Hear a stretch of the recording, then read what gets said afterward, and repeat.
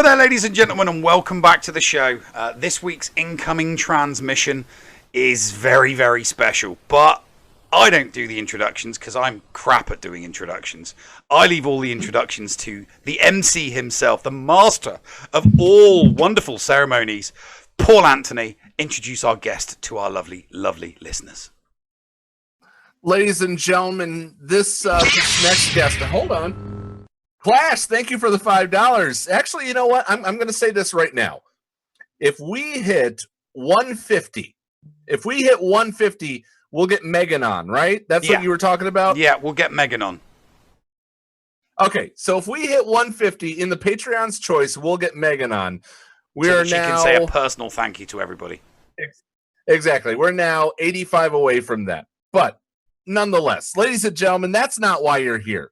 You guys are here to listen to us interview the man that is just below us. He comes from the Rise group. He is in my opinion, he is the leader of the revolution. But he is #revolution, and we're going to talk about #BTR. What that stands for, we'll get into. Ladies and gentlemen, from Twitch, one of the most positive people and somebody that brightens my day every day during my lunch break. Welcome, iBlackish. How you doing, buddy? Hey, not too bad. How we all doing?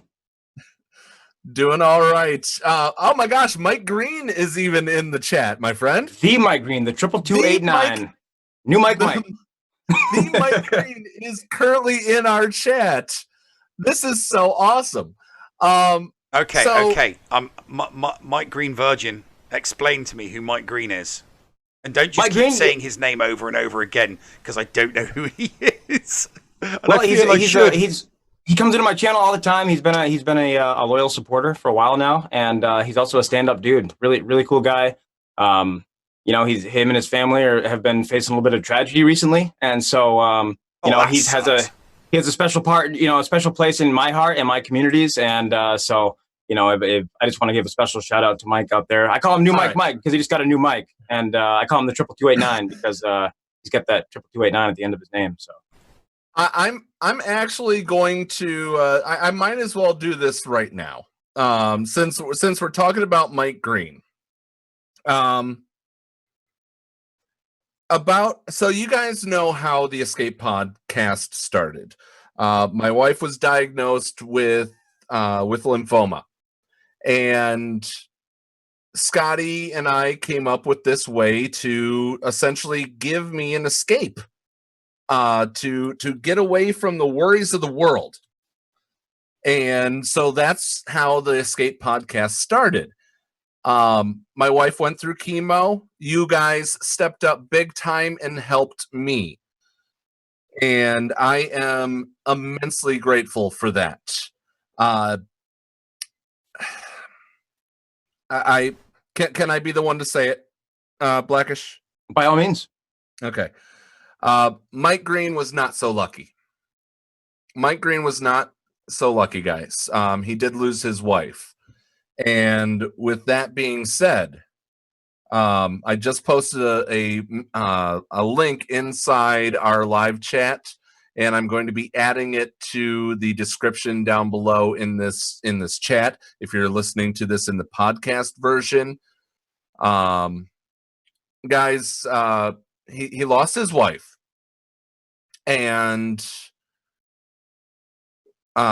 we're trying to basically keep him fed. So mealtrain.com has a way to keep Mike's family fed in this tragedy. If you can help, please do consider helping out. Yes, we have we're celebrating Megan's birthday as well. But we were going to save this for the end and talk about it at the very end. But seeing Mike Green in the chat, we definitely have to show love from one personal spouse of someone that had cancer to another. Love you, my friend. You got a friend in me. That I know it sounds really Disney and Toy Story-ish, but seriously, you do. I want to echo that sentiment as well. Mike's been a a part of my community, a part of my channel for a while now. And he does nothing but come in and show love and support other people that are in my channel and beyond. And, you know, anything that I can do, anything that we can do, we want to make sure we take the opportunity to do that. So, so much love to Mike, the whole Green family. You know, if there's one thing I can say, it's that. And I appreciate you, Mike. And we're here for you, all of us. And so, yeah. Yeah. So, that being said, he's part of your community. Just as if all you know, I call them my Padawans. You know, Padawans. You're a Star Trek fan too, and we'll get into that. But I call all of our listeners Padawans, and you know, it's a community is as strong as all of the people that make it up. If one of them is sick, we reach out, we help. Now, they helped me in my time of need, and I consider each and every single one a personal friend, just like you and your positive community that you have on your Twitch channel. You know, it sounds a little bit cliche when you know you go to describe it to somebody, but I mean, that's exactly what it's like. It's when you throw out the words community or family, you know, it sounds cliche, but at the same time, you know, especially with what I'm doing and sort of the whole message that I'm trying to spread and the community that I'm trying to build, it really is centered around that. It's more than just a group of followers or a group of supporters or people who, you know, spend money on your channel. It's really about having people that you can call friends and having people that you interact with beyond just being in, you know, in the live stream. And like you said, it really is, it goes into the core of the word community and what it means to have, you know, it's bigger than a following. It's like a family. And, you know, it sounds cliche when you say it, but it's exactly what it's like. So. No, because it's a correct analogy because everybody knows everybody else. Right. I mean, you could go through. I mean, I can see 40 people in chat at the moment, and if I don't recognize the name, I know they're part of your community watching you on this show. But everybody else, I know, because we all watch each other's shows, we all watch each other's content, we all play the same game, and we all talk to each other, whether we're chatting in a live stream, whether we're on Twitch, or whether we're just chewing the fat in a group voice chat on Discord. We all know each other. So family is a very, very good analogy for what this community, what the gaming community is like, definitely. And a lot of the people that I know from my live streams, you know, many of them have been coming around and viewing my channel for up to years now. Just today on my earlier stream, I had my first 2-year concurrent subscriber to my channel. So that's somebody that's been supporting me for years now, you know, and that's more than I can say for some actual family members, you know. So they're as much family as anything else, you know. It truly is. It's really a remarkable thing because you can't, without these sort of platforms that we have, these mediums, you know, whether it be YouTube or Twitch or even Mixer, any of those, that just wouldn't be possible. You know, technology makes it's unbelievable what technology allows you to do. God, and who technology allows us with. to be so much. I mean, our community, I mean, for all that's been said and done with the current global crisis that's going on, we were already a very, very close-knit community anyway. So all it's done to us is brought us close together because people stream more, people put more content because you know, the community as you know, in general, most people are, you know, self-isolating, self-quarantining and staying at home. So we've just got closer and more closely knit as a, you know, as a community and as a group, which has been you know, helped everybody get through, you know, these tumultuous times. And it really stands out during times like this, when stuff like this is happening in the world and people are unable to be as close and connected, you know, physically as they might normally be. You know, these mediums, these platforms allow us to basically not miss a beat, you know. And I think that the rest of the world, that the non-Twitch or the non-streamer communities, they don't necessarily have that during these times. So, you know, I'm super thankful for what that provides me, and I know the rest of my community, and I'm sure yours does, you know, agrees with that as well. So. They do. Clash DOE, one of our former guests, and honestly, one of the huge stand-up guy. Just threw something Mike's way. So thank you. I'll say that on the show too, Clash. Thank you very much for that. Thank you very much, Clash. Appreciate you helping our friend. Yeah. So guys, we took the serious turn here really early. Seeing Mike Green in the chat. So let's talk balls. Let's get into a little. Yeah. Yeah. Let's talk big glass balls. Let's talk some balls. Nice little 180 there. Balls. Balls. Right, let's absolutely talk about balls. I'm game. So you stream a game called Marbles on Stream. I do it for those who are in our Discord channel. I stream the game on Thursday nights. We just do like 20% of or 20 races in ours. But you do a lot more. You have this entire production.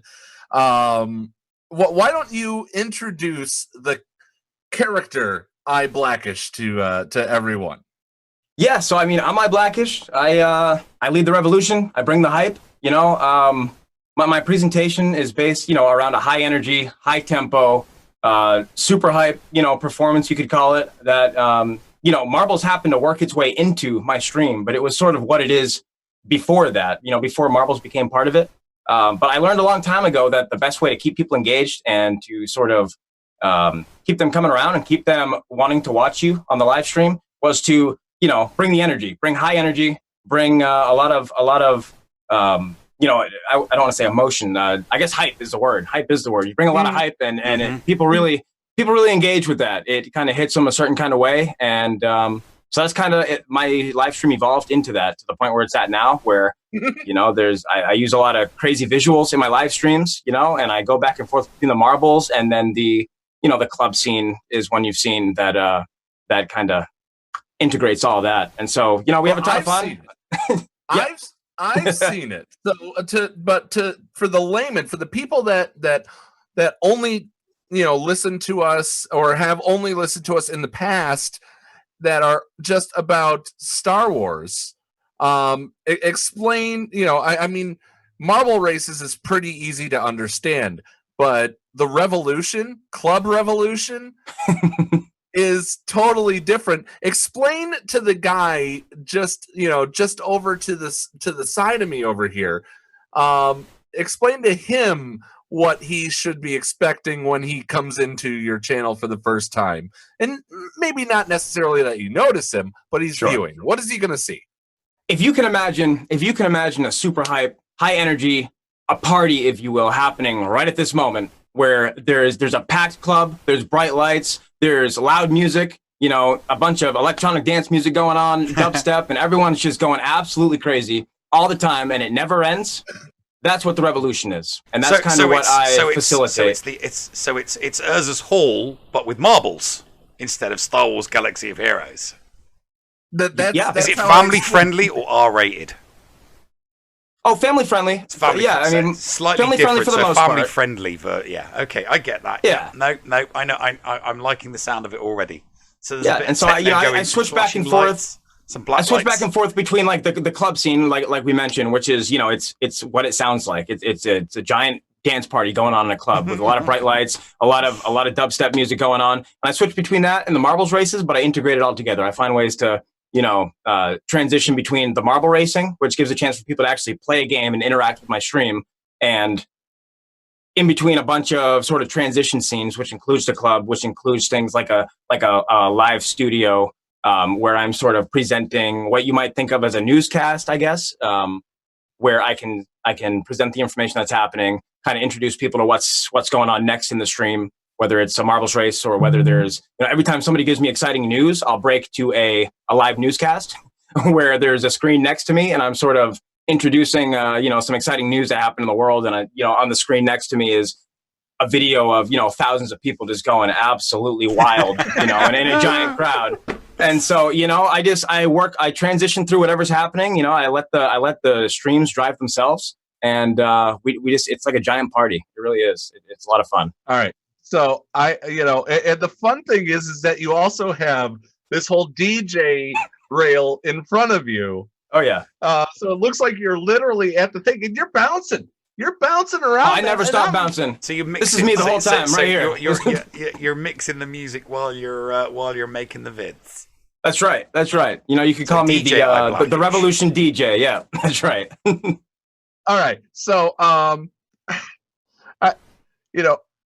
don't want you to be Pavlov's dog in this case, but what the thing that really hooked me and got me continuing to watch it, coming back lunch after lunch after lunch, that I take at work, is you have this script that you say whenever anybody becomes a follower. And I think you know which one it is, and you to kind of explain which one it is in case you're wondering. It's the one that I thought you were going to do when we first connected to you on chat before we went live. Can you welcome Neil to the Revolution? No. When are you next streaming? Because I'm going to make a point of following you at a very specific time so that I can get my special spiel from you for just following you. Well, anytime somebody stops in for the first time, I mean, so for example, say, hey, Neil, welcome to the Revolution. You know, thank you for joining. You're part of the family now. You're part of the movement. You are part of the Revolution. And I'm going to butter your bread. I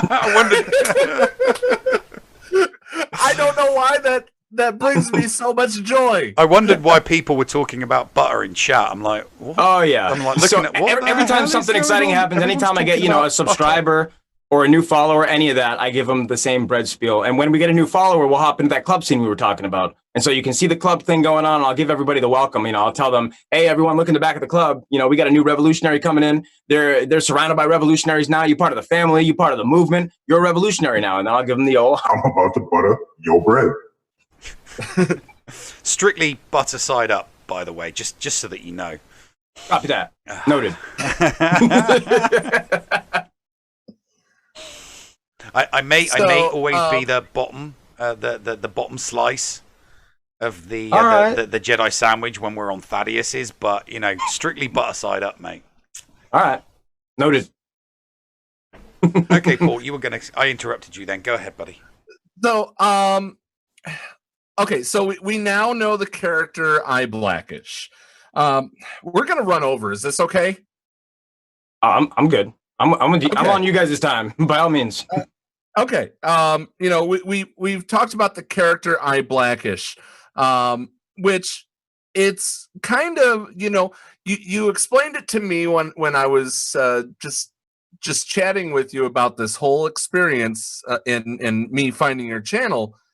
You explained to me kind of like me when I used to be a professional wrestler. I basically became myself and turned it up a notch. This is iBlackish is truly you with a mask, but it's not that much different. It's not that much different. I guess the way to describe it would be like an embellishment of myself normally. It's a character, but it's not a character. You know, what allows me to get into the character so much is that it's just me acting like a crazier version of me.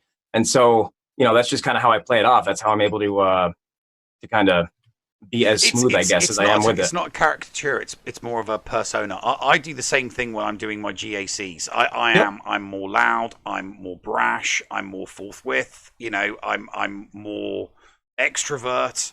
If you were to just sit down and have a conversation with me, it would just be, you know, me talking, then you, me, then you. But when you're live streaming, it's just like, let's turn on the pizzazz. Oh yeah.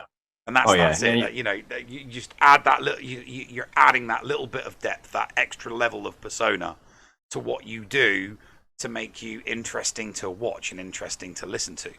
That's right. You know, let's be honest. If we all just did ourselves in front of the camera, you know, people would be like, "What the heck is this? Is this supposed to be entertaining?" It's like, what? You know, and then you hit the nail on the head right there. That's the secret. Ready? Oh yeah. All right, go ahead, Blackish. Well, that's the secret. I think you hit a really important point, especially for streamers. You know, people that are new to the streamer world and really trying to it's really all about finding your niche. It's finding something that sets you apart from the sea of other people that are trying to do the exact same thing you are. And so, you see all the time brand new streamers, they hit that live button, they just sit there in front of the camera and they try to, whether it's playing games or doing whatever it is they do, they just, the whole purpose is to find something that stands you out from the crowd.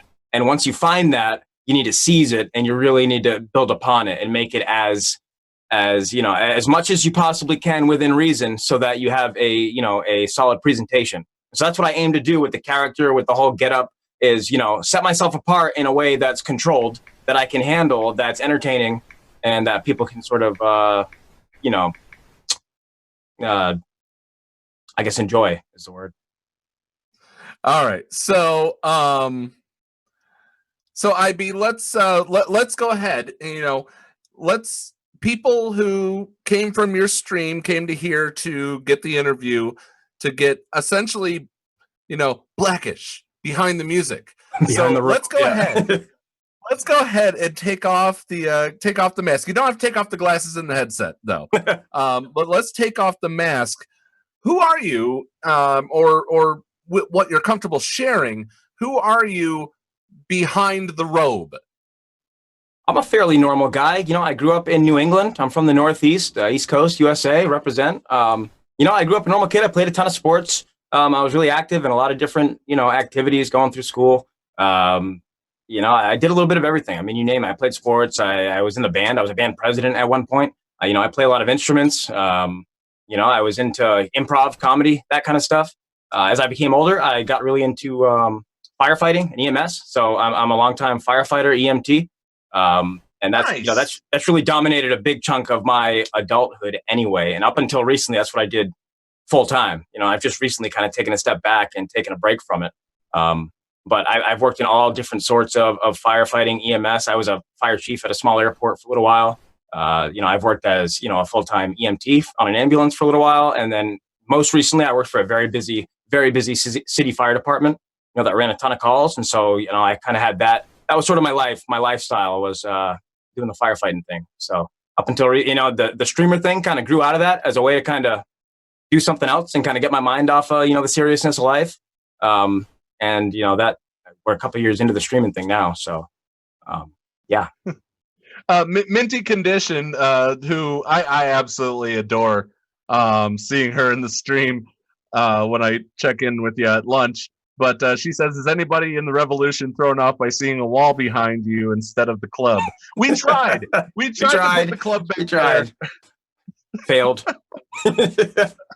Yeah, so normally, for those who might not have seen my live stream, typically I have really wild visuals going on behind me, whether it's, I don't know how to describe it, like these 3D, 4D kind of mixed motion pictures going on behind me, or the club scenes, or the studio scenes, or the marbles game. So it's always something. There's really a lot of action going on behind me during the streams, basically all the time. So the plain blue screen is very much not what my viewers are probably used to, but.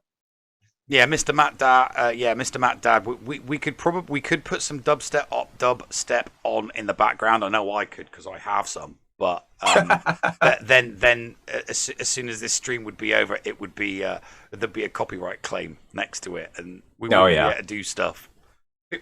Although that won't be a problem for us next week, will it, Paul? It very well may not, and we will absolutely get into that coming up. A special announcement coming up for all the Padawans and any of the revolutionaries that decide Stick they want to come along for the ride with us in the future here. Okay, so we are a Star Wars focused podcast.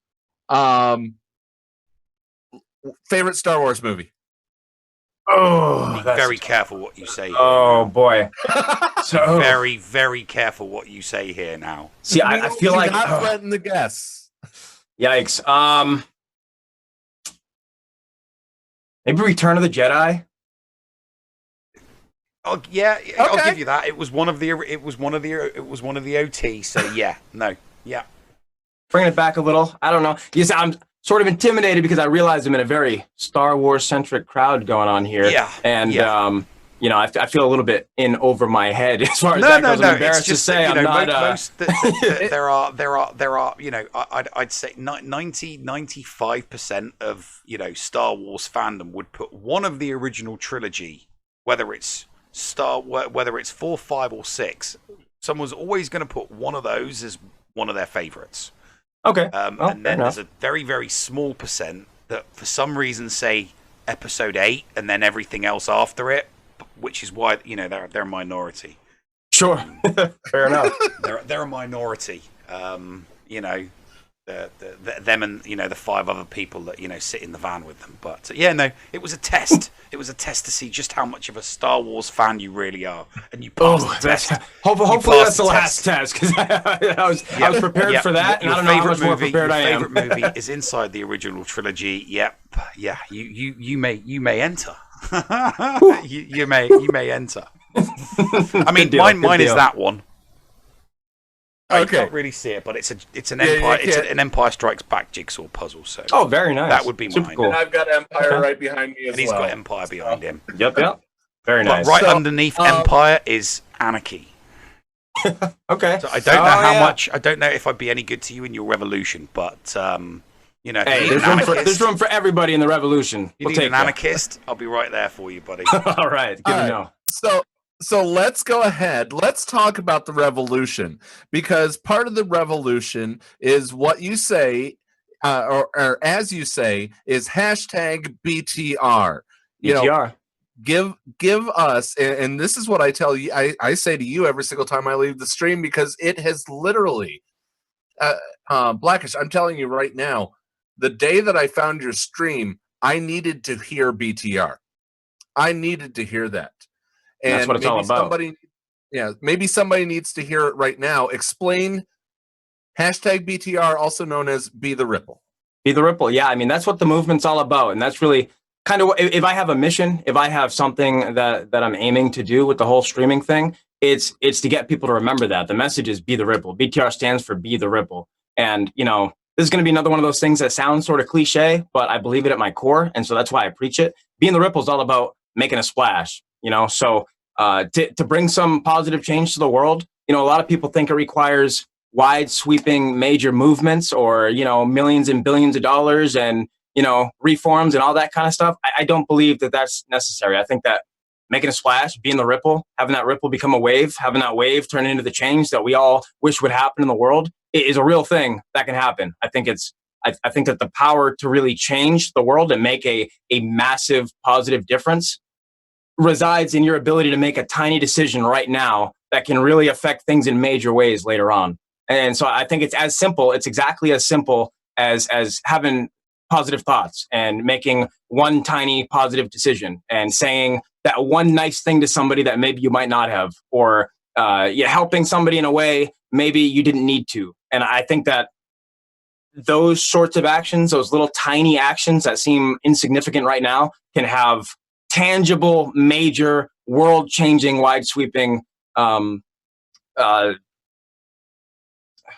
consequences later on. And I truly believe that at my core. I think that, you know, the power really to change the world resides in every single individual. I believe that. It's not just a tagline. It's not just a cliche thing that I say to help make people positive. No, it's not. I think it's true. I think it's fundamentally true. It's a nice simplified version of Gandhi's, be the change in the world that you want to see.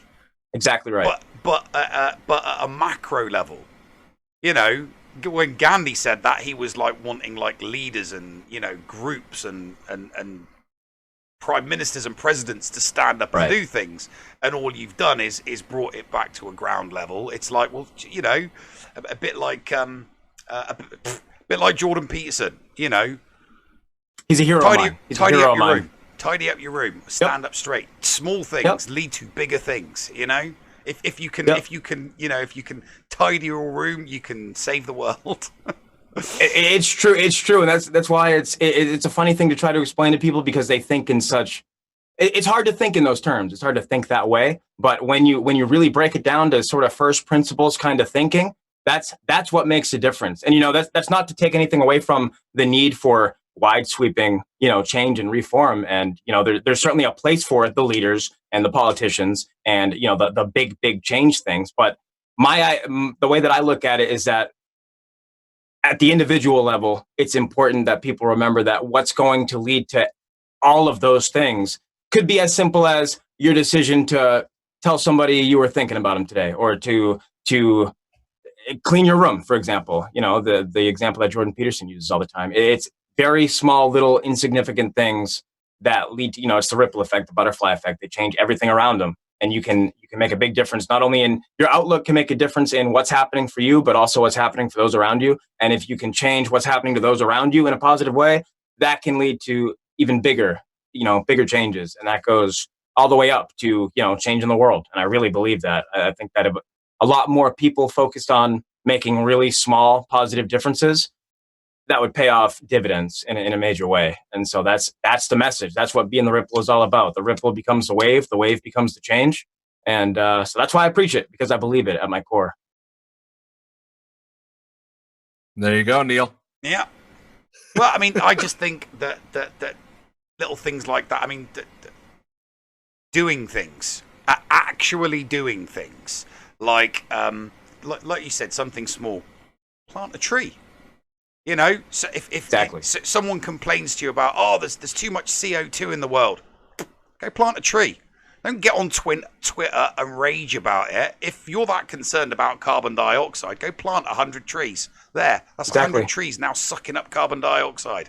Your footprint is done and dusted. You don't like the rubbish, go join a group that, goes out regularly and just picks up trash from a square block.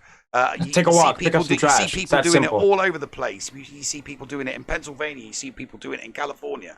That's actually physically doing it. Why are they doing it? Who gives a toss? Who cares? As long as it's happening. As long as it's happening, it's like, are you really going to complain about a bunch of people you don't like picking up litter? Don't care. They're picking up litter.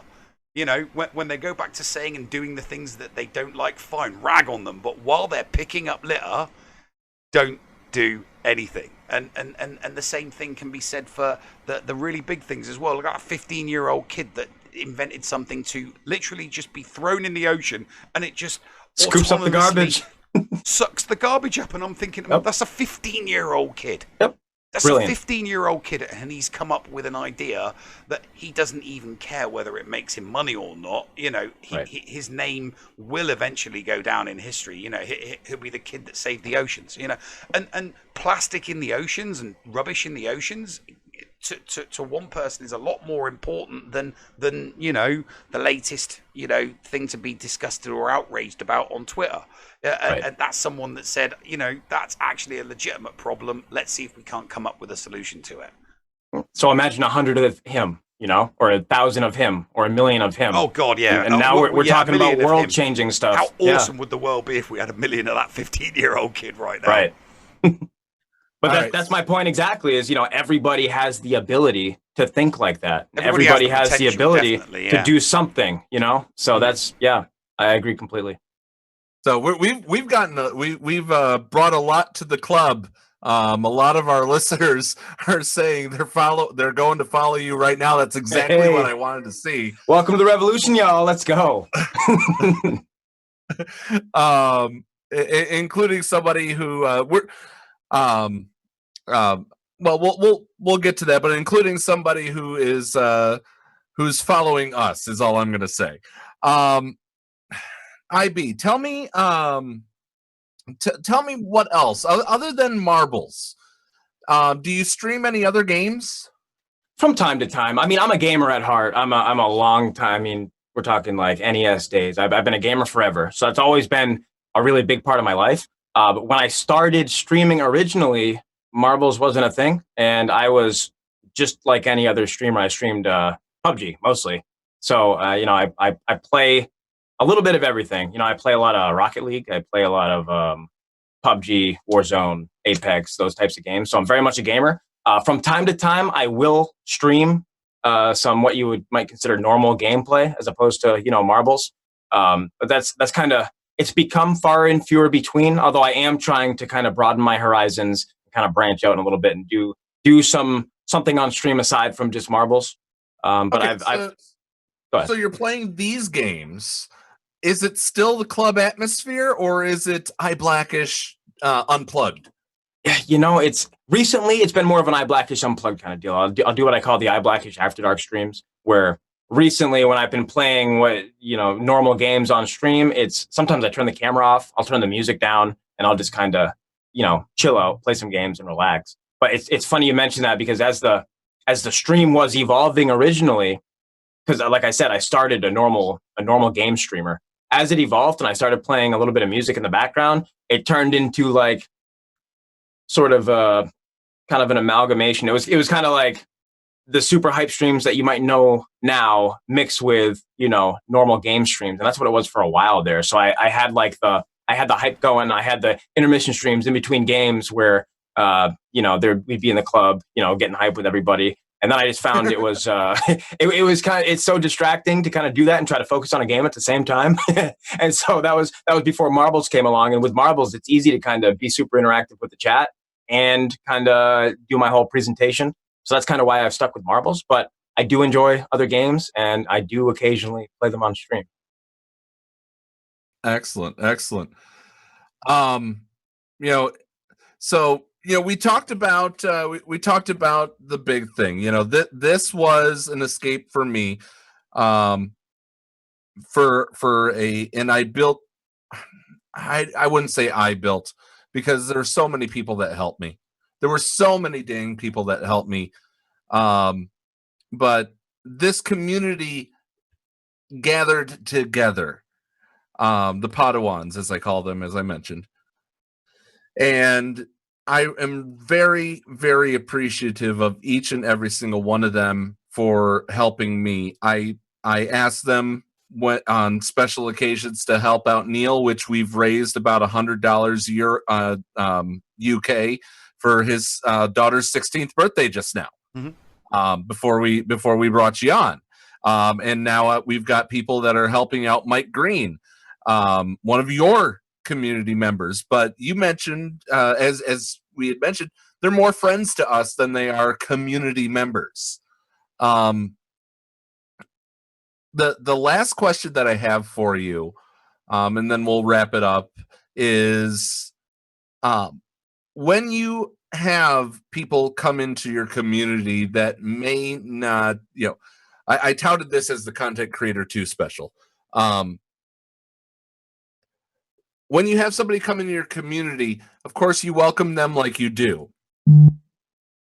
What are tips that you can give to people that are looking to do that? And then I'm going to give you the hard question. What do you do when that person may not just fit? But let's start with this is the tip section, if you will. Sure. The tip section of how to welcome somebody properly other than buttering their bread. Well, I mean, it's, of course, everybody's journey is different. Everybody's journey is different, and everyone gets into this for different reasons. Everyone sticks around for different reasons, and everyone sort of evolves in different ways and for a lot of different reasons. And so, if I could give tips to somebody, it's don't limit yourself. It's good to have expectations, but don't allow yourself to be disappointed by unrealistic expectations. So really look hard at what it is you're trying to do, understand why it is you're trying to do it, and then understand the circumstances that you have, and also that are happening, around you. Because there's certain things you can control, there's certain things you can't. You can control your presentation, you can control your work ethic, you can control how much you put into it, you can control how you present yourself. What you can't control is how many people show up to watch you, and how much support people give you, and what people say about you or your presentation. So it's important to keep an eye on others' reactions to what it is you're doing, but it's also important to kind of stay in your own lane and figure out what it is you're trying to do, why it is you're trying to do it, and be honest with yourself about your ability to present yourself the way you want to. And if you allow yourself not to get discouraged by maybe not presenting yourself or getting the trolls, and they happen. I mean, it's a fact of life in this world. I mean, if you're a streamer and you haven't come across trolls, you will. It's not a matter of if, it's a matter of when. And I tell this story to my followers all the time, is some of your greatest supporters may start out as trolls and vice versa. And sometimes there's no rhyme or reason to it. I have several subscribers of mine that have been subscribed for up to a year now that started as some pretty vicious trolls. People that came in, ended up, what I found out later was that they were going through some pretty nasty moments in their life. And the way they lashed out at the world was just to drop into live streams and make super ignorant statements or make super ignorant usernames and just try to really ruin somebody else's day. And come to find out, in my case, at least, a few of those people were really going through some pretty heavy stuff of their own. And so what you can control as a streamer is how you engage with those types of people, how you react to those types of situations. You can get offended and get mad and get into these screaming matches and just go ban happy. And that's an option. And I'm not saying it's the wrong option. What I choose to do as much as possible is to meet that sort of negativity with my positive, attitude and the positivity that like my community brings. And I have found in my experience that A, you can't change somebody who's just in it to mess with people, and B, you might change that person's mind, and it might end up being a longtime supporter of yours. And so that's kind of how I approach all of that. All right. Yeah, you should treat everything. You should treat everything as a Steven Crowder meme. Blah blah blah Absolutely. blah blah. Change my mind. Absolutely. Doesn't Absolutely. matter what comes before change my mind. It should always be change my mind. Because if you're asking someone to change your mind, you're kind of tricking them into the not trolling and not being nasty, because you're saying, hey, look, fine, you've got something on your mind, convince me. I don't believe you, or I don't agree with you, but you're quite welcome to change my mind. Just try it. And then the person stops being nasty and you engage them in a rational conversation. And, like you said, you might be able to change their mind, you might not.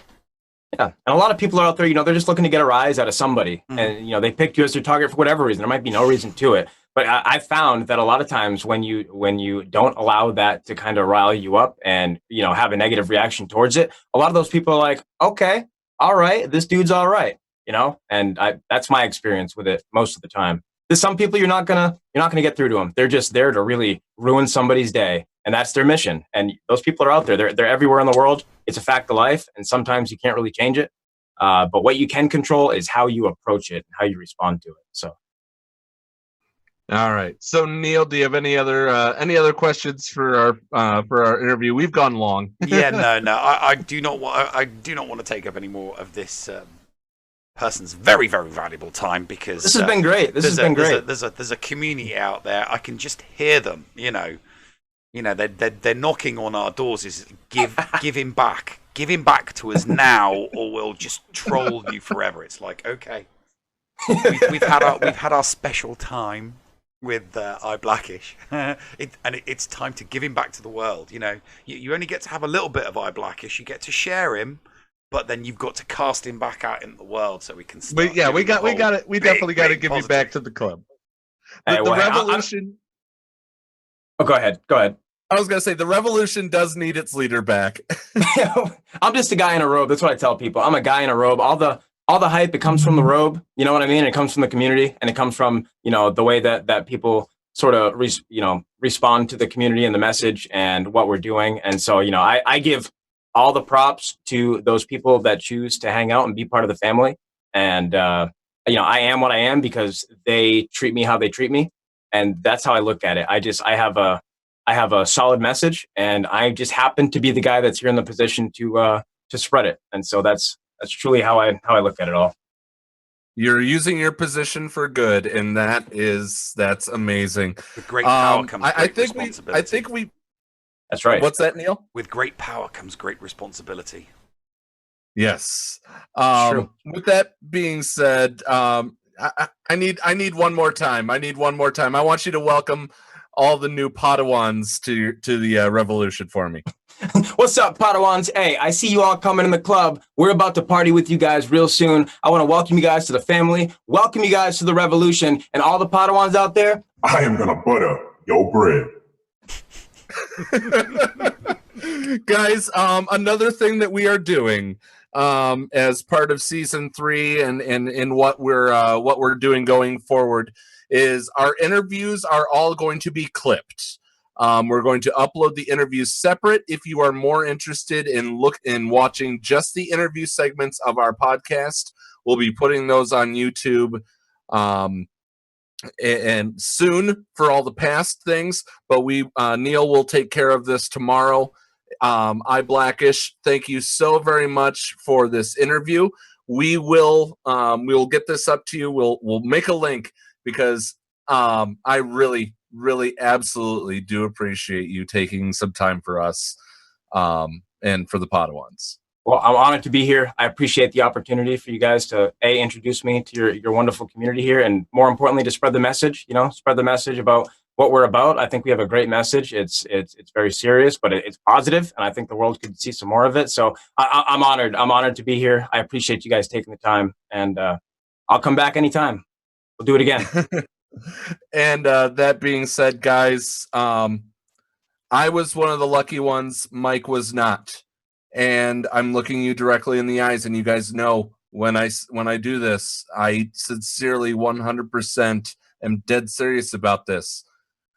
Go support Mike Green. I don't know what I would be doing if I would have lost my wife. So support him, Mike.